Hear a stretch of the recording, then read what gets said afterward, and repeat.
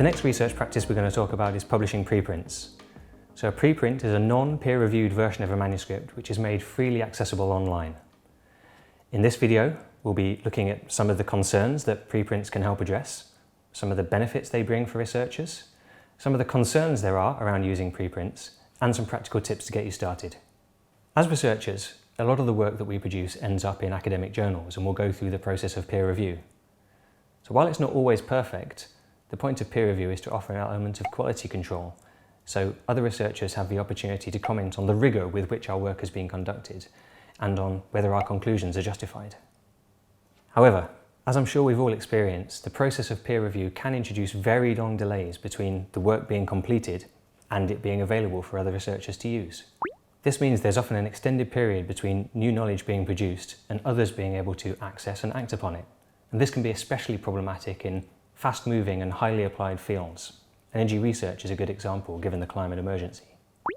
With a preprint, you make your work available for others to use from the moment you choose.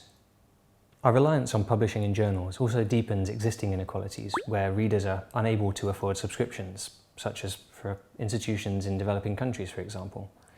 Preprints get over this by making the content available for free, which also makes it available to other stakeholders like those in policy or industry, for example. And of course, given that so much research is taxpayer funded, it also makes our work available to the general public.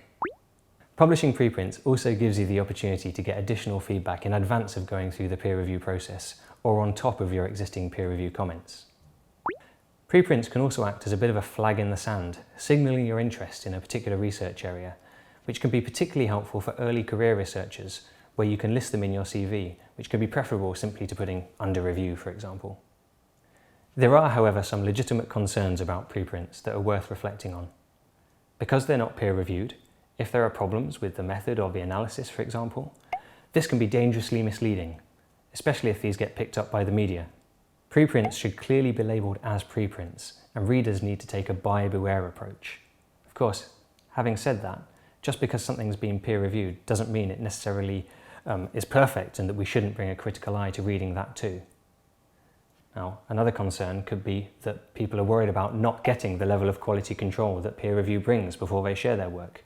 And it's important to remember that they do provide an opportunity to get feedback, either before or during peer review. And that anyway, science really should be an iterative and often collaborative endeavour. Now, some people might be concerned about whether they'll still be able to publish in a peer-reviewed journal having published a preprint. Now, while it's always important to check in the author guidelines, almost all quality journals now expressly permit preprints. To publish a preprint, all you have to do is find an appropriate preprint server. That could be one that's either in your specific subject area or a general one, and upload the manuscript at any point before the official publication. You can find a full list of preprint servers at the OSF, or the Open Science Framework.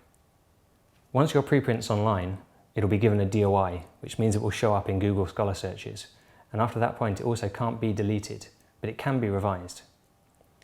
Once your final manuscript is published in a journal, it's also good practice to link from the preprint to the final published version.